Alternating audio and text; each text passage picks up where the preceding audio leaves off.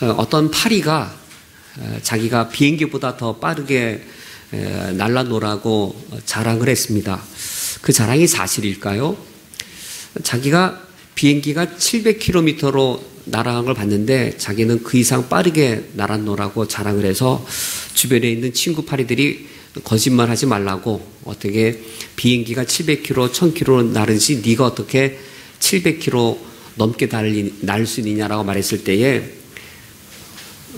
정말 사실이었다고. 어떻게 비행기보다 더 빨리 날을 수 있었을까요? 비행기 안에서 날랐거든요. 700km로 날아가는 비행기 안에서 더 빨리 날아갔습니다. 더 빠른 건가? 파리가 비행기보다 더 빠른 거 맞나요? 700km로 날아가는 비행기 안에서 파리가 왜 날아가서요, 앞으로?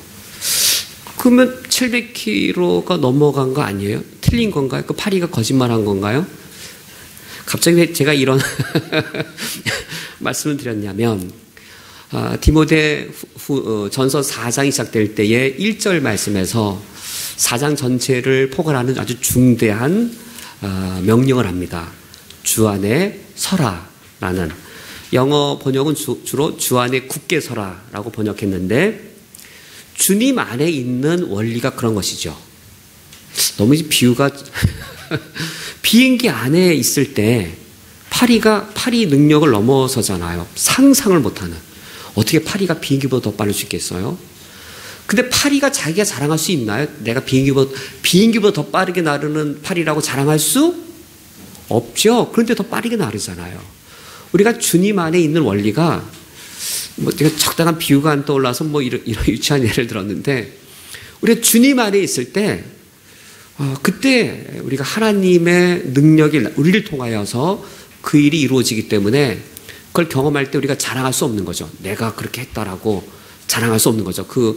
이 파리가 자랑하면서 내가 비행기보다 빠르게 날았노라고 말할 때 얼마나 어리석은 일이에요. 그것처럼 사실 우리가 비행기 안에 있을 때 비행기가 날아가는 그 가속력 때문에 파리가 더 빠른 거지, 비행기가 날아가는 가속력이 없으면 불가능한 것처럼 우리가 주님 안에 있을 때 주님 안에 있는 가속력 때문에, 주님의 힘, 주님 안에 있을 때 주님의 힘, 그 가속력 때문에 주님의 능력이 우리를 통해 드러나는 것이지, 우리가 능력자가 되어서 정말 우리가 아주 엄청난 능력을 행하는 것은 결코 아닌 것이죠. 이 빌립보서 4장에서 이제 빌립보서를 마무리 짓는 바울이 빌립보 성도들을 향해 주 안에 굳게 서라고 할 때에 정말로 우리의 신앙의 비결은 주님 안에 머무는 겁니다. 주님 안에 굳게 서는 것인데, 어떻게 하여야 우리가 주님 안에 굳게 머물러 설 수 있을까? 이 4장 말씀은 한편으로는 개인에게도 적용되어지고 동시에 공동체로도 적용되어집니다.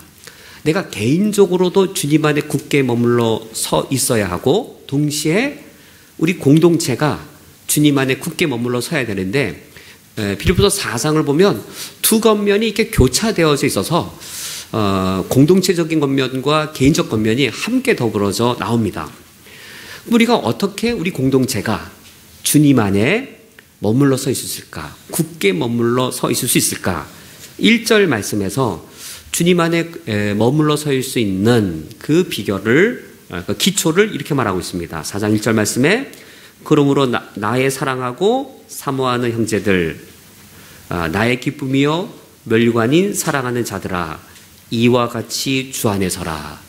주 안에 서라라고 공동체적으로 주 안에 머무는 공동체가 되라라고 말하기에 앞서 1절 말씀에 우리가 서로가 서로에게 어떤 존재인지를 먼저 확인시킨 후 주 안에 서라라고 명령하고 있습니다. 우리가 서로가 서로에게 어떤 존재이냐면 나의 기쁨이요 멸류관인 사랑하는 자들아 라고, 서로가 서로에게, 내 옆에 있는 형제가, 오른쪽 왼쪽에 있는 형제자매가 천국에 갔을 때 그 형제자매가 나의 자랑이요, 그 형제자매가 나의 기쁨의 멸류관이라는 사실을 먼저 기억하게 하면서 주 안에서 굳게 서라라고 하고 있습니다. 이 전제가 없으면 가능하지 않은 것이죠. 공동체가 주님 안에 굳게 서기 위한 이게 기초입니다. 기초. 내 옆에 있는 장로님, 내 옆에 있는 권사님, 나와 함께 주일학교 부서에서 일하는 우리 집사님들, 또 홍보미디어부에서 또 임마누엘 찬양대에서 함께 사역하는 그분들이 천국 가면 누구라고요? 그분들이 나의 자랑의 면류관, 기쁨의 면류관인 것이죠. 어떤 한 목사님이 이 구절을 해석할 때에 우리들의 오해를 깨뜨린 것이 있었습니다. 흔히 나의 이 자랑의 면류관, 또 이 기쁨의 면류관을 이 땅에서의 큰 업적, 종교적으로 큰 업적을 이루면 하나님 나에게 면류관 씌워주실 것으로, 교회에서 큰 일을 이루면 천국 갔을 때 하나님이 커다란 금은보석이 달린 면류관을 씌워줄 것으로 생각한다면 그것은 오해이다. 무엇이 나의 면류관이냐면 빌립보서 4장 1절, 나와 함께 사역했던, 함께 마음을 나누고 뜻을 나누고 함께 고난 받으면서 그 사역을 했던 그 동역자가 천국 갔을 때 면류관이라고 말하는데, 바울이 그것을 데살로니가전서 2장 19절과 20절에서도 또 똑같이 반복해서 말하고 있습니다. 제가 1페이지에 인용해 놓은 데살로니가전서 2장 19절에서도 우리의 소망이나 기쁨이나 자랑의 면류관이 무엇이냐? 내가 데살로니가 교회를 세운 것이겠느냐? 빌립보 교회를 부흥시킨 것이겠느냐? 그럼 교회를 설립하고 골로새 교회를 돕고 또 로마 교회를 또 이 방문하고 또 그런 선교의 업적이 면류관인 게 아니고, 그가 강림하실 때 우리 주 예수 앞에 너희가 아니냐? 너희는 우리 영광이요 기쁨이니라. 그러니까 우리가 천국 가면 우리가 서로가 서로에게 함께 아픔을 나누고 고난을 나누면서 함께 주님의 영광을 위해 사역했던 우리들이 서로에게 면류관이 된다라는 인식이 주 안에서 굳게 설 수 있는 초석이 되어집니다. 여기도 주 안에 서라란 말이 제가 그 1페이지 아래 제가 인용해 놨듯이 이제 그 학자들이 말하기를 이 서라란 말이 이제 전투 용어라고 합니다. 전투 용어인데 여기 본래 원문으로는 단수 명령이 아니고 너희라고 하는 이 2인칭 복수 명령이어서 혼자 람보처럼 혼자 굳건히 서 있는 특공대원이 되는 게 아니고, 어떤 장면이 연상되나요? 옛날 고대 전투 때 이제 큰 평야에서 저쪽 상대 군대가 10,000명이 있습니다. 우리도 10,000명이 있습니다. 근데 그 10,000명의 군대가 서로 결집을 해서 대열을 굳건히 하는 거죠. 대열을 굳게 서란 말이 혼자 강하게 홀로 있으란 말이 아니고, 물러서지 말고 대열을 굳건하게 함께 지켜내라는 의미인 것이죠. 제가 영어 설명을 인용해 놓은 것처럼 이제 영어 성경은 좀 더 이제 실감나게 되어 있죠. 이게 팔과 팔을 이렇게 팔과 팔을 같이 끼고 이게 대열을 굳게 선 것을 의미합니다. 우리 쿠이타니 연합교회가 힘있게 주의 사를 감당할 수 있는 비결은 주님 안에 굳게 서는 겁니다.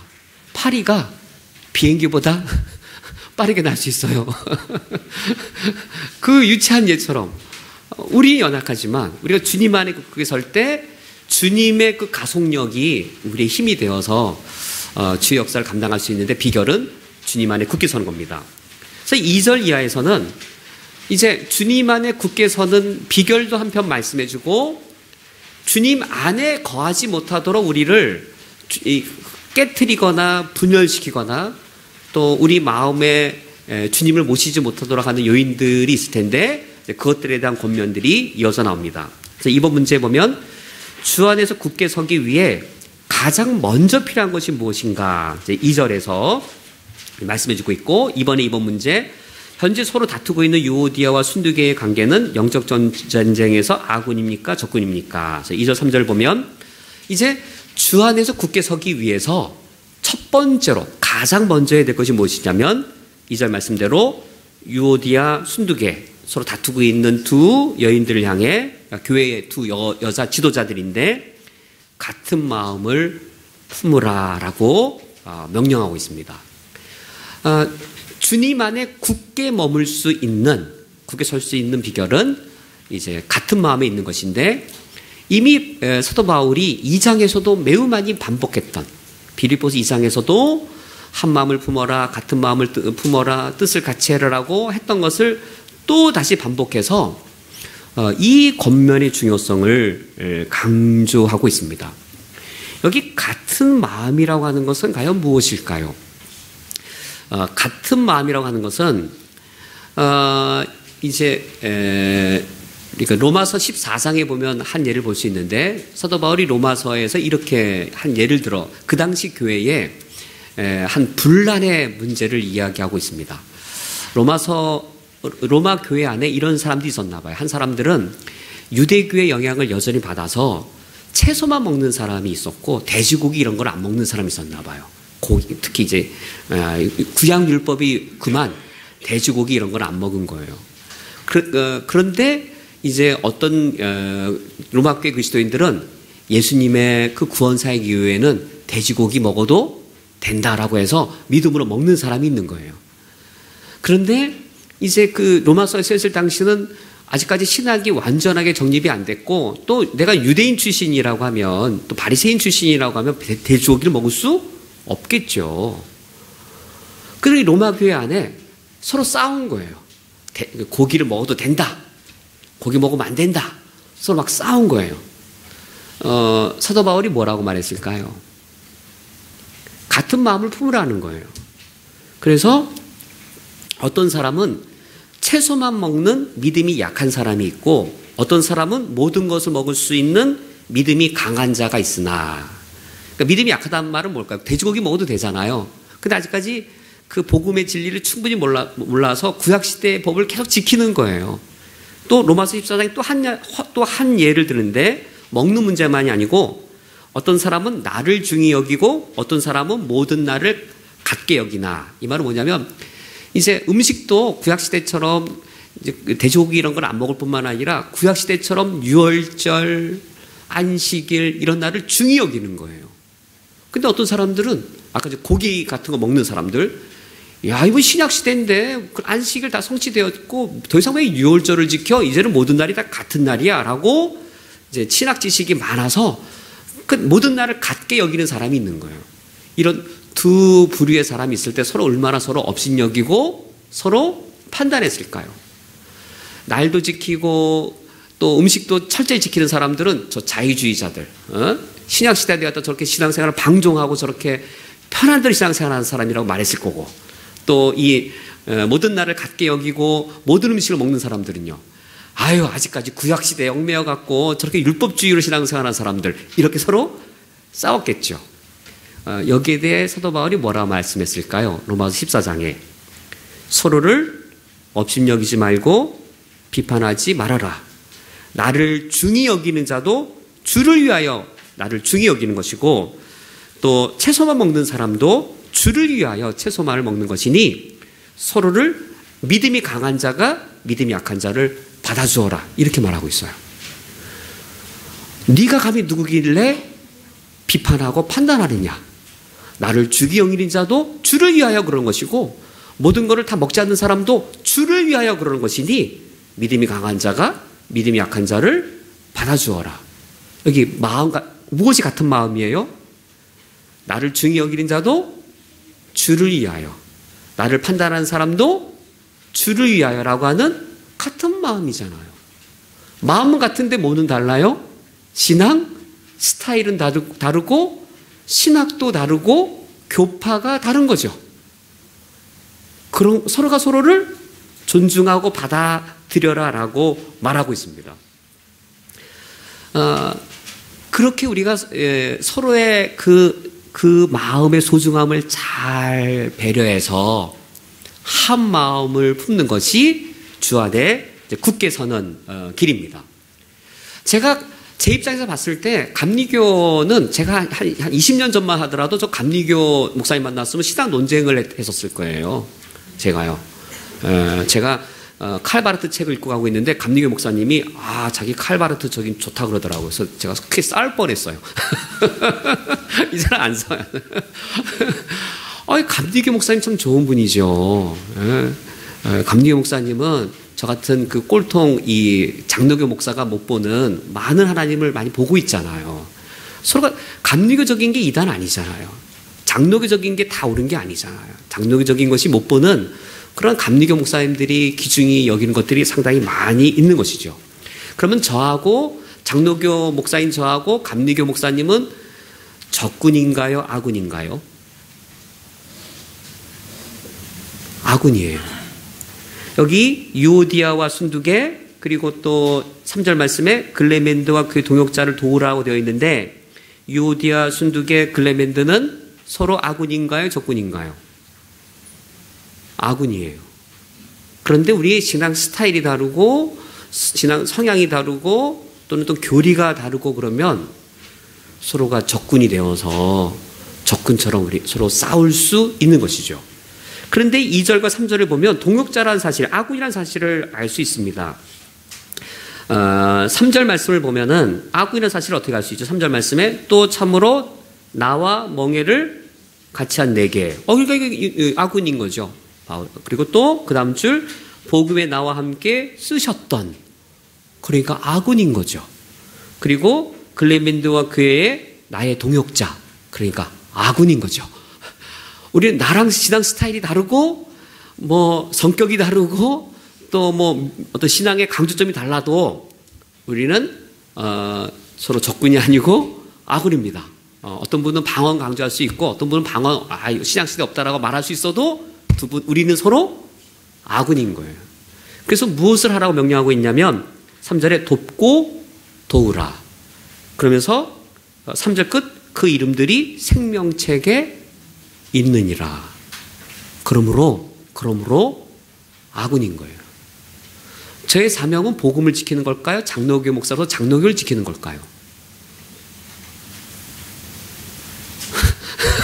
전 장로교를 지키기 위해서 그러면서 전 장로교 제 신앙 양심으로는 장로교의 성경 해석이 저에게 제일 합당하거든요. 그러니까 저는 장로교 교리를 지킬 거예요. 근데 장로교 지키는 건 복음을 지키기 위해서 장로교를 지키는 것이지 장로교 자체를 지키기 위한 게 아닌 거죠. 그러니까 그 양자의 긴장이 상당히 중요합니다. 양자의 긴장을 잘 유지하면서도 조화를 이루어야 하는 것이죠. 그래서 이제 3번 주 안에서 굳게 서기 위해 이어서 필요한 것들은 무엇입니까? 항상 기뻐하라. 너희 간용을 모든 사람에게 알게 하라. 그래서 4절 말씀에 주 안에서 항상 기뻐하라. 다시 말하노니 기뻐하라. 너희 간용을 모든 사람에게 알게 하라. 주께서 가까우시니라. 2절과 3절은 대략적 흐름이 공동체의 하나됨과 공동체가 평화를 누려서 주 안에 굳게 서는 측면이라면 4절과 5절은 해석을 해보면 공동체적인 측면보다 개인적 측면이 더 강조되어집니다. 우리 공동체도 주님 안에 굳게 서야 되지만 나 한 사람 개인도 주님 안에 굳게 서 있어야 되는데 그러하기 위해서는 항상 기뻐하라라고 하는 기쁨의 성품이라고 하는 자질이 우리에게 필요합니다. 기쁨이란 무엇일까요? 무엇을 기쁨이라고 말할 수 있을까요? 성품학자들이 기쁨을 이렇게 해석합니다. 어려운 상황이나 형편 속에서도 불평하지 않고 즐거운 마음을 유지하는 태도. 그래서 성품학자들이 기쁨을 정의한 거예요. 저희가 아주 이제 우리 나중에 성품학교 할 때 어린이들이 이걸 외워야 돼요. 이걸 토시 하나 안 틀리게. 어려운 상황이나 형편 속에서도 뭐 하지 않고요? 불평하지 않고. 무엇을 유지하는 태도요? 즐거운 마음을 유지하는 태도를 기쁨이라는 성품으로 정의를 내립니다. 어려운 상황이나 형편에 처했을 때 불평하면 기쁨이 깨어집니다. 즐거운 마음을 유지 못한 채 불평하면 기쁨이 사라지게 되어집니다. 누가 이런 어려운 상황을 닥쳤을 때 누가 불평하고 즐거운 마음을 소멸시키고 기쁨을 깨트려 버리냐면 성품학자들의 연구에 따르면 자존감이 낮고 그리고 자신감이 없는 사람들이 주로 이렇게 기쁨을 잘 잃어버린다라고 해요. 우리 신앙생활 하다가 신앙적으로도 어려운 현실을 겪을 수도 있겠고, 신앙뿐만 아니라 우리 개인 삶에도 경제적 어려움이나 사업의 어려움이나 여러 가지 현실의 어려움들이 있을 때에 그때 불평하지 않고 즐거운 마음을 유지해낼 수 있는 그 성품의 자질이 기쁨입니다. 그 기쁨의 자질을 지금 사도 바울이 빌립보에서 상당히 많이 반복하고 있어요. 항상 기뻐하라. 내가 다시 말하노니 기뻐하라라고 말하고 있는데, 사실 이 모습을 빌립보 교인들은 목격했습니다. 빌립보에 처음 온 바울과 실라가 복음을 전하다가 감옥에 갇히게 되었죠. 그래서 제가 여기 그 인용해 놓은 사도행전 16장 말씀처럼 바울이 많이 매맞고 옥에 갇히게 되었어요. 아까 기쁨의 이 성품의 정의를 제가 말씀드렸죠. 어려운 상황이나 형편 속에서도 불평하지 않고 즐거운 마음을 유지하는 태도, 이 기쁨인데, 바울이 정말로 매를 엄청 맞은 거예요. 억울하게 감옥에 갇혔어요. 그런데 불평하지 않고 기쁨의 마음을 유지해서 뭘 했냐면, 바울과 실라가 기도하고 하나님을 찬송했습니다. 내가 주님 안에 굳건히 있는 비결은 주님이 내 안에 있는 거예요. 내가 주님 안에 있을 때, 주님이 내 안에 있을 때 내가 주님 안에 있게 되어져요. 주 안에 굳게 서라라는 비결은 주님이 내 안에 굳게 있으면 내가 주님 안에 굳게 서게 되어지는데, 무엇이 내 마음속에서 주님을 몰아내는가라는 거예요. 우리는 신앙이 내 성품과 별개라고 볼 수 있을 텐데 그렇지 않습니다. 신앙이 내 인격과 무관하다고 볼 수 있는데 그렇지가 않습니다. 신앙이 성장하려면 성품이 건강해져야 되고, 신앙이 성장하려면 인격이 성숙해져야 됩니다. 인격이 성숙해지고 성품이 건강해지는 그 분량이 신앙이 성장하는 성장한 신앙을 담아내는 그릇의 역할을 하는 것이죠. 바울이 성품이 아주 미성숙해서 이런 감옥에 갇혀서 불평하면 즐거운 마음이 깨지는 거죠. 찬송이 나오는 게 아니라 뭘 했을까요? 주님, 요나처럼 이제 하나님께 불평하고 뭐 그러지 않았겠어요? 요나는 좀 기쁨의 성품이 별로 없었던 것 같아요. 그런데 이 사도 바울에게 아주 중요한 성품의 영적 자질이 있었는데, 기쁨의 자질이었습니다. 기쁨이라고 하는 그 성품의, 이 사도 바울의 그 성품의 자질은 그런 환경 속에서도 불평하지 않고 즐거운 마음을 유지하면서 이제 하나님을 찬송할 수 있었던 것이죠. 이렇게 이런 상황 속에서도 리조이스, 즐거워하는 사람의 특징이 무엇이냐면 관용이라고 합니다. 내가 너희 관용을 모든 사람에게 알게 하라라고 하는 것에 영어 설명 인용해 놨는데, 이 말대로 주 안에서 참되게 기뻐할 수 있는 사람들은 at all time 항상 그럴 수 있는 사람의 특징이 뭐라고요? 이제 관용, 모든 사람에게 관용을 베풀 수 있는 것이죠. 관용의 반대가 뭘까요? 어려운 상황을 겪었어요. 그래서 불평합니다. 즐거운 마음이 사라져요. 그럼 편협해집니다. 내 문제에 매이고 나밖에 모르고 근심에 쌓여서 다른 사람의 문제는 내 마음에 안 들어오는 것이죠. 바울이 감옥에 갇혔는데 다른 감옥에 있는 사람 마음이 들어왔겠어? 불평하고, 야, 하나님, 내가 복음 전하다가 이 감옥에 갇혔는데 앞에 있는 저 사람은 나하고 무슨 차이가 있습니까? 뭐 그럴 거 아니에요. 저 사람은 강도짓하다가 잡혀왔겠지만 나는 뭐예요? 뭐 이랬을 거 아니에요. 근데 기쁨이라는 자질은 주님을 내 안에 계속 잘 모시고 있게 해서 내가 주 안에 굳게 설 때에 관용을 베풀 수 있게 되어집니다. 우리가 신앙적이고 영적인 것을 인격과 무관하게, 신앙적이고 영적인 것을 우리 성품과 무관하게 여길 가능성이 있어요. 그렇지 않습니다. 신앙 성숙이라고 하는 것은 우리 성품이 건강하게 자라는 분량만큼 신앙 성장이 그만큼 채워지게 되고, 인격이 성숙해지는 것만큼 신앙 성장한 분량이 채워지는 것이지, 신앙은 좋은데 성품은 형편없다라든지, 신앙은 성숙한데 인격은 영 아니라든지, 그것은 가능하지가 않은 것이죠.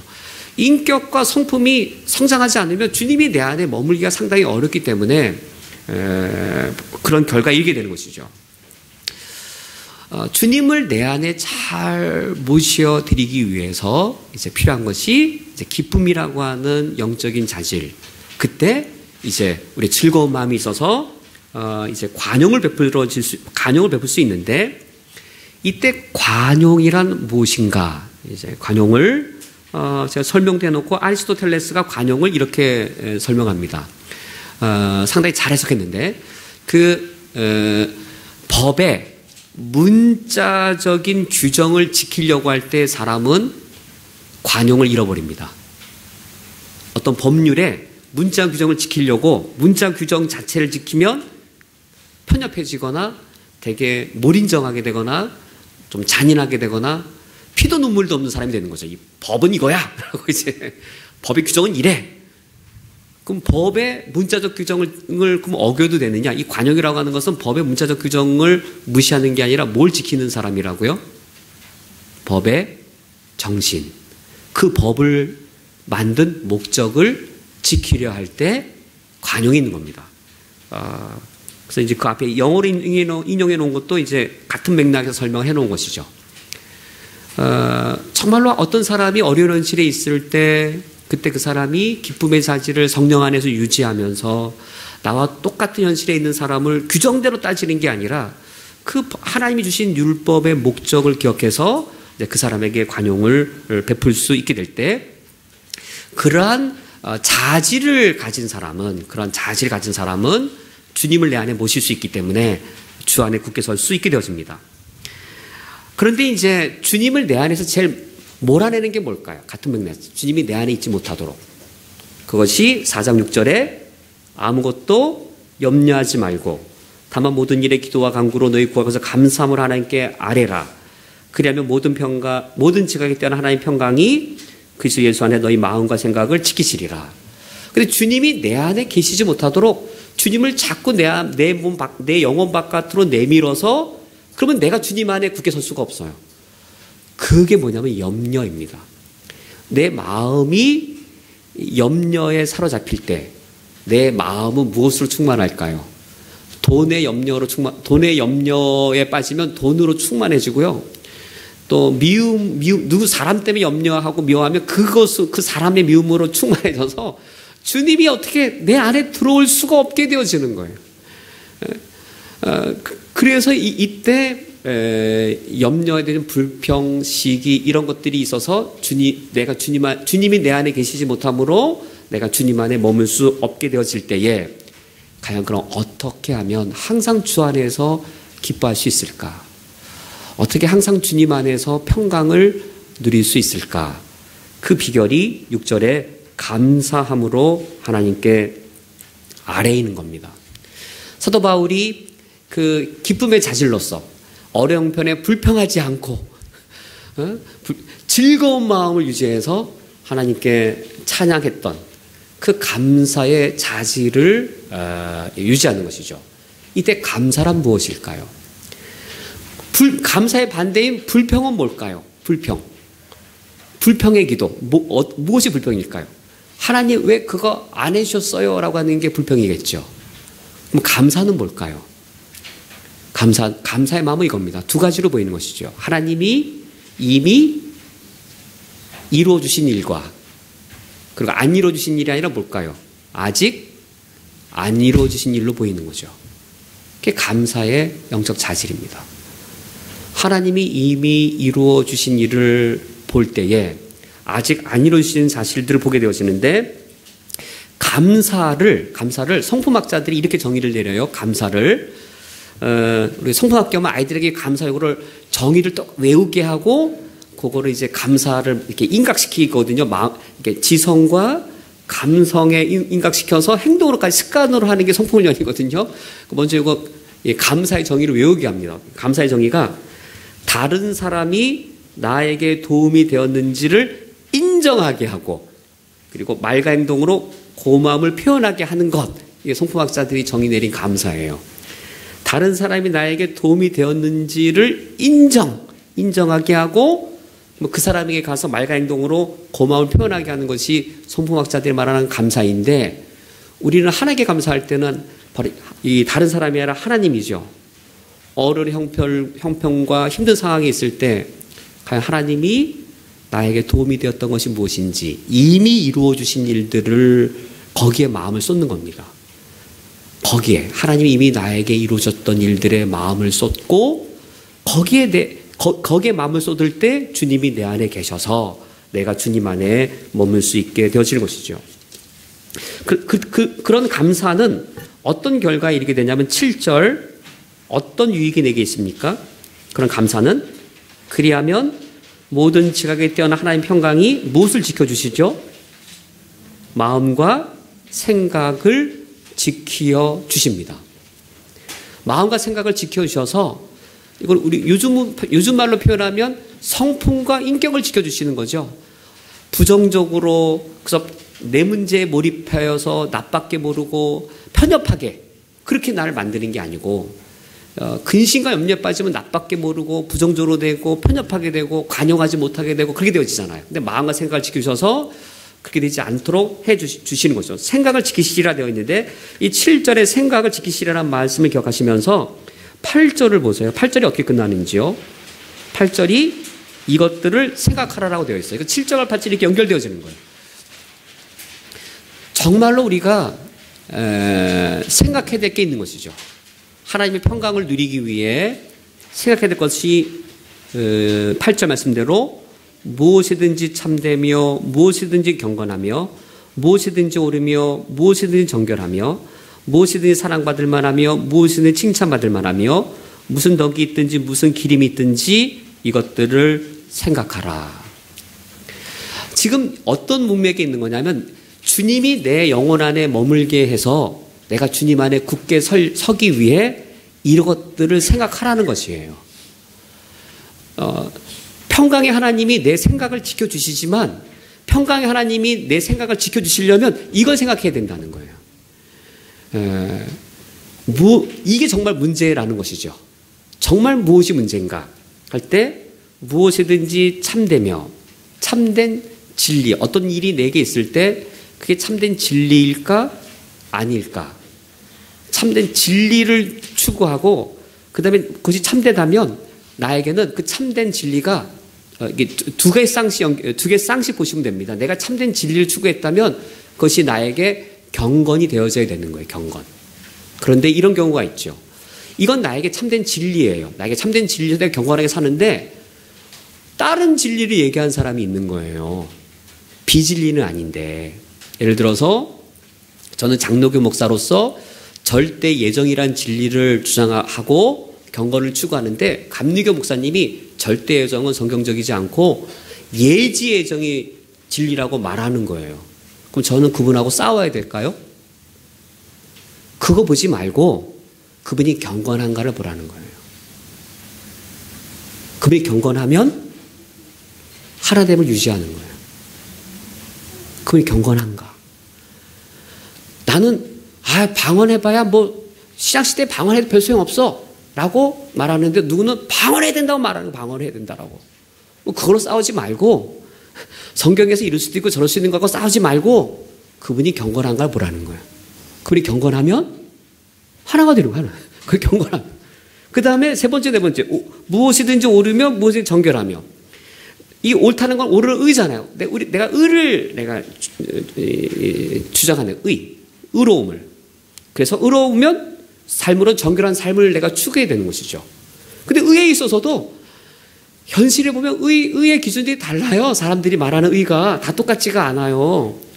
경제 문제에서 어떤 사람은 생산을 먼저 주장해야 된다라고 하고, 어떤 사람은 분배에 중심을 둬야 된다라고 말하는 의가 달라요. 그럼 뭐 싸워야 돼요? 둘 다 옳잖아요. 둘 다 옳은 거잖아요. 성장이 주도해야 되잖아요. 하지만 분배도 중요하잖아요. 어느 한쪽이 의예요? 아니죠. 둘 다 의잖아요. 뭘 봐야 돼요? 그 사람이 정결한가? 나도 의를 말하면서 의를 말한 것만큼 내가 정결한 삶을 추구해야 되잖아요. 누가 어떤 사람이 의를 말해요. 근데 내가 말하는, 그 사람 말하는 의가 불의는 아니에요. 불의는 아닌데 나랑 다른 의예요. 그럼 싸워요? 근데 그 사람이 정결해요. 그러면 하나가 되는 거예요. 그렇게 해서 하나됨을 그 의와 진리와 의를 추구하면서, 진리 추구할 때 비진리인 사람하고 하나가 될 수 없고 불의를 추구한 사람 하나가 될 수는 없죠. 내가 말하는 의가 아니고 내가 말하는 이 진리와 다른, 다시 말하면 이거죠. 내 말이 일리가 있으면 저 사람의 말은 일리가 없나요? 내 말에 일리가 있다는 말은 그냥 일리가 있는 거예요. 저 사람의 말에도 일리가 있는 거죠. 저 사람 말이 다 틀린 건 아닐 거 아니에요. 내 말도 일리가 있고 저 사람 말도 일리가 있으면 그 다음에 저 사람이 정결한가, 저 사람이 경건한가, 그러면 하나가 되는 겁니다.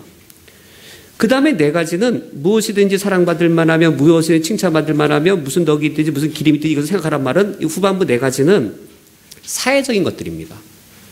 그래서 이런 앞에 네 가지의 탁월한 윤리를 그리스도인들이 추구해서 특별히 비그리스도인들에게 사랑받고 있는지, 비그리스도인들에게 칭찬받고 있는지, 비그리스도인들이 우리를 볼 때 당신은 덕스럽습니다. 비그리스도인을 볼 때 길 잃을 만큼 탁월함의 삶이 있는지가 문제라는 거예요. 그러니까 뭐 예지예정이 맞냐, 뭐 절대예정이 맞냐, 그런 교리 논쟁 갖고 싸우는 게 중요한 게 아니고, 구약시대, 신약시대 돼지고기 먹어도 되느냐 안 되느냐 책임만, 그게 중요한 게 아니고, 그런 거 갖고 싸우는 게 아니고, 우리는 아군이니까 정결하고 경건하면 된 것이고, 우리는 아군이기 때문에 성품과 인격적 윤리의 탁월성을 추구해서 세상 사람들이 볼 때에 그리스도인들은 인격적으로 탁월하구나, 이것을 추구할 때에, 그래서 우리는 교회 그리스도인들이 진리와 의를 추구하면서도 우리가 화평을 누릴 때에, 마지막 5번 4장 9절 말씀, 그때 어떤 걸 우리가 누리게 되어집니까? 그리하면 평강의 하나님이 너희와 함께 계시리라. 이것이 누려지는 겁니다. 오늘 말씀을 볼 때에 신앙, 우리가 주 안에 머물기 위해서는 우리가 공동체적으로 하나가 되어져야 되고 공동체적으로 분열되어서는 안 되는데, 이 신앙적인 것이 인격적인 거예요. 신앙적인 것이 우리 성품과 관련되어져요. 우리는 신앙이야 이름으로 내 인격과 상관없고 신앙 좋은 것이 인격 성숙과 아무 상관없다 보는데, 그게 아니고 오히려 신앙 성장의 알맹이가 우리의 성품이 더 성숙해져 가는 거고, 신앙이 정말 성장했다라고 하면 우리 인격이 그만큼 성숙해서 세상 사람들이 우리의 덕을 높일 만큼 우리 윤리가 탁월할 때 신앙이 성장하게 된 것입니다. 그래서 그러할 때 우리가 하나됨과 화평함을 누릴 때 하나님이 우리와 함께 하셔서 우리가 주님 안에 더욱더 굳게 설 수 있게 되었습니다. 오늘 말씀을 맺도록 하겠습니다. 오늘 성경 말씀은 우리 그리스도인들이 주 안에 굳게 설 것을 우리에게 당부하고 명령하고 있는 말씀입니다. 우리가 주 안에 굳게 설 수 있는 비결은 한편으로는 개인적 차원이 있고 공동체적 차원이 있는 것이죠. 개인적 차원으로는 내 안에 마음의 염려라든지 내 마음의 기쁨을 깨트릴 만한 그런 요소가 있을 때 우리가 감사함으로 주님을 내 마음에 모셔드림으로 우리 영혼이 주님 안에 머물 수 있게 되어집니다. 공동체적으로는 우리들 간의 이견, 우리들 간의 다른 모양 때문에 하나님이 깨어지면 하나님이 평강의 하나님이 우리와 함께 할 수 없어서 우리가 주님 안에 머물 수 없게 되어집니다. 그러나 우리가 한 마음을 품어서 하나가 되어지면 하나님 우리를 평강케 하셔서 우리 공동체를 주님 안에 굳게 서게 해주십니다. 우리 교회가 평강 가운데 굳건한 교회로 주님 안에 서서 주의 은혜를 감당할 수 있기를 주님의 이름으로 축원드립니다.